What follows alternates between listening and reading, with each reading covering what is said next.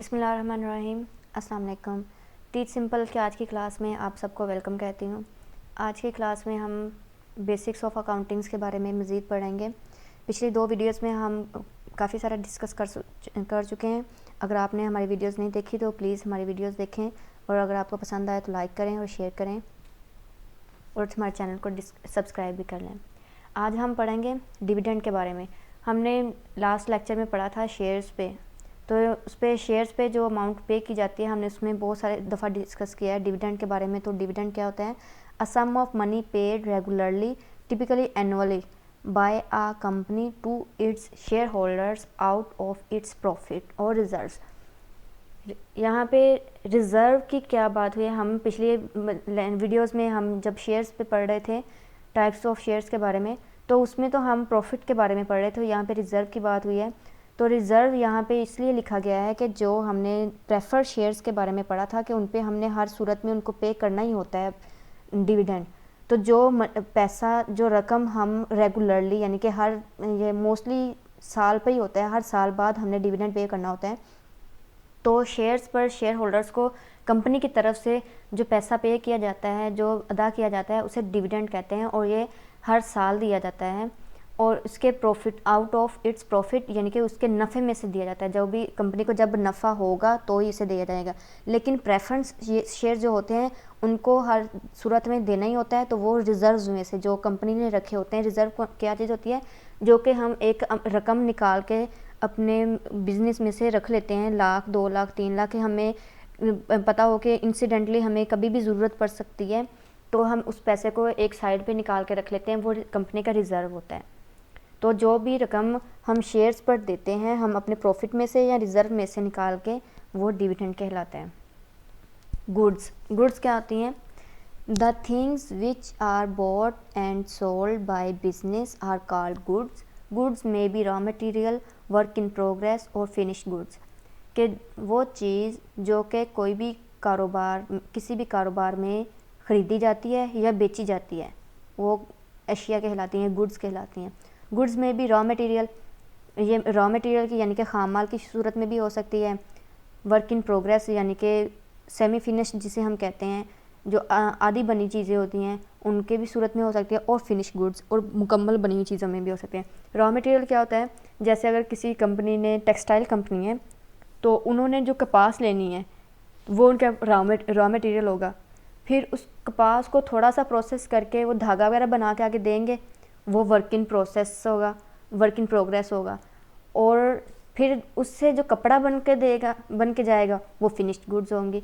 तो जो चीज़ें कंपनी लेती, ख़रीदती है और बेचती है, वो सारी की सारी उसके गुड्स कहलाती हैं। In accounting, when goods are purchase it is written as purchases. जब हम किसी भी चीज़ को ख़रीदते हैं, यानी कि रॉ मटेरियल को ख़रीदेंगे, तो हम एज अ रॉ मटेरियल नहीं लिखेंगे, हम उसको परचेजेस लिखेंगे।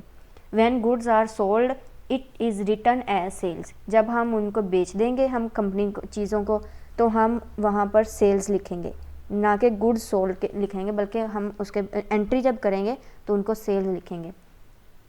It is written as a stock if remain unsold at the end of the year. यानी कि साल के एंड पे हमने चीज़ें बेची नहीं है, हमारी मतलब कुछ बच गई हैं, आधी बेची गई हैं और आधी चीज़ें जो हमारी तैयार पड़ी थी वो बच गई हैं, तो हम उसको स्टॉक लिखेंगे कि हमारे पास इतना स्टॉक पड़ा हुआ है, चीज़ें हमारी बेचने वाली रह गई हैं।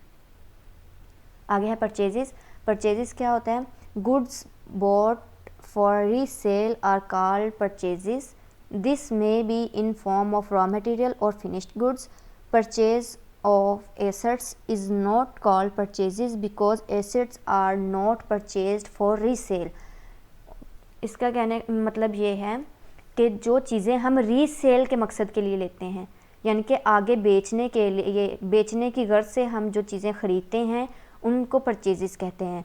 दिस में भी इन फॉर्म ऑफ रॉ मटेरियल और फिनिश्ड गुड्स, यानी कि फिनिश गुड्स की सूरत में भी हो सकती है और रॉ मटेरियल भी। जैसे अगर एक फैक्ट्री ने चीज़ें बना लिया है, यानी कि टेक्सटाइल कंपनी ने कपड़ा बना लिया है, तो अगर रिटेलर, हम दुकानदार वहाँ से जाके फैक्ट्री से कपड़ा ख़रीदेंगे आगे बेचने की गर्ज से, तो ये दुकानदार के लिए परचेजेस होंगी, और कंपनी वालों के लिए, फैक्ट्री वालों के लिए वो सेल्स होंगी।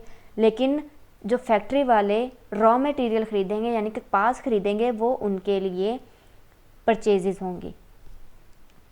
Purchases of assets is not called purchases, यानी कि जब हम एसेट्स ख़रीदते हैं यानी कि हमने मशीनरी ख़रीद ली है, फर्नीचर ख़रीद लिया है या उनके कोई भी ऐसी चीज़ ख़रीदी है जो हमारे एसेट्स में आती है, नॉट कॉल्ड परचेजेस, वो परचेजेस नहीं कहलाएंगे, वो उस एसेट के नाम पे लिखे जाएंगे। यानी कि अगर हमने अपनी कंपनी में है तो हमारी टेक्सटाइल कंपनी, लेकिन टेक्सटाइल कंपनी में हमने रॉ मटेरियल तो ख़रीदा है लेकिन उसको प्रोसेस करने के लिए हमने एक प्लांट ख़रीद दिया, एक मशीनरी ख़रीद रही है, तो वो परचेजेस नहीं कहलाएंगी, वो मशीनरी के नाम पर ही लिखी जाएंगी एंट्री में, क्योंकि वो एसेट है, वो फिक्स एसेट है, वो हमारी कंपनी में लगा रहेगा, वो रीसेल के तौर पर हम नहीं ख़रीदेंगे, रीसेल के मकसद के लिए हम इसे नहीं ख़रीदेंगे।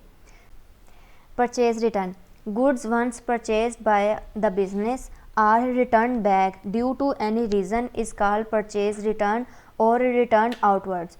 यानी कि अगर किसी कंपनी ने चीज़ें ख़रीदी हैं, किसी भी जगह से हमने कारोबार में इस्तेमाल के आगे बेचने के लिए या हमने चीज़ों को प्रोसेस करने के लिए हमने उससे रॉ मटेरियल ख़रीद लिया है या हमने बनी बनाई चीज़ें ख़रीद ली हैं, are return back due to any reason, यानी कि किसी भी वजह से उसमें डिफेक्टेड भी हो सकती हैं, अगर हमारे पास चीज़ें ज़्यादा आ गई हैं, हम उस आगे नहीं यूज़ कर सकते हैं, हम उस वजह से भी वापस करें, मतलब किसी भी रीज़न के लिए हम उसको वापस कर देते हैं, तो उसे हम परचेज़ रिटर्न कहते हैं और परचेज़ आउटवर्ड भी कह सकते हैं इसे। Sales, when purchase goods are sold in order to earn a profit are called sales, यानी कि चीज़ें हमने ख़रीदी हैं, फिनिश गुड्स, अगर फैक्ट्री से एक दुकानदार जाके कपड़ा ख़रीद के लाता है और उसको आगे सेल करता है, उसको आगे बेच देता है, तो वो हमारी सेल्स होंगी। मकसद क्या होता है? उसको नफ़ा कमाना। When goods are sold for cash it is called sale cash sales and goods sold on credit are called credit sale, यानी कि जो चीज़ें हम उधार पे बेचते हैं वो हमारे क्रेडिट सेल होती हैं और जो हम पैसा लेके चीज़ें बेच देते हैं वो कैश सेल्स होती हैं। Sales return, goods once sold to the customer when are returned back by them due to any reason, then such goods are called as sales return or return inward।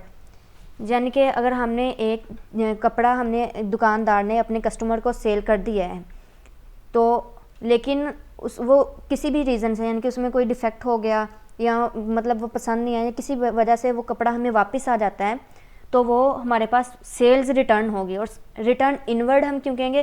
क्योंकि हमने भेजी थी, बेच दी थी, लेकिन वो हमारे पास वापस आ गई हैं। इनवर्ड यानी कि हमारे पास वो वापस आ गई, इसलिए हम उसे रिटर्न इनवर्ड कहेंगे। और परचेज़ आउटवर्ड होती हैं क्योंकि हमने वो चीज़ें ख़रीद के उन्हें वापस कर दी थी, भेज दी थी। इसके बाद आता है एक्सपेंस। एक्सपेंस क्या होता है? An expense is the cost of operations that a company incurs to generate revenue, यानी कि कंपनी नफ़ा कमाने के लिए, कमाई के लिए जो ऑपरेशंस होते हैं कंपनी के अंदर, उनके ऊपर जो लागत आती है उसको एक्सपेंस कहलाते हैं।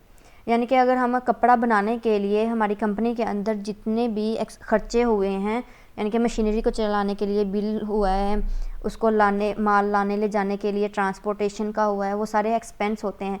और बेसिक मकसद क्या होता है? जनरेट रेवेन्यू, उससे हम सेल करके जो पैसा बनाएंगे तो कंपनी को इससे नफ़ा होगा।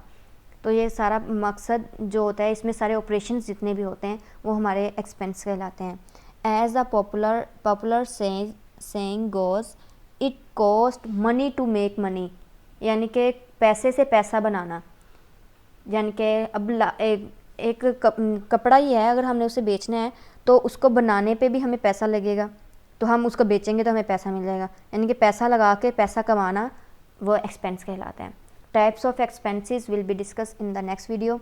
अब एक्सपेंसेस के आगे कौन कितनी किस्म के होते हैं, इन पे कंपनी में किस तरह पे इनका असरअंदाज होता है, कैपिटल पे किस तरह असरअंदाज करते हैं, ये हम अपनी नेक्स्ट वीडियो में डिस्कस करेंगे। Thanks for watching. अगर हमारी वीडियो अच्छी लगी हो तो लाइक कर दीजिएगा, हमारे चैनल को सब्सक्राइब कर दें, हमारे साथ रहिएगा। Thank you. अल्लाह हाफिज़।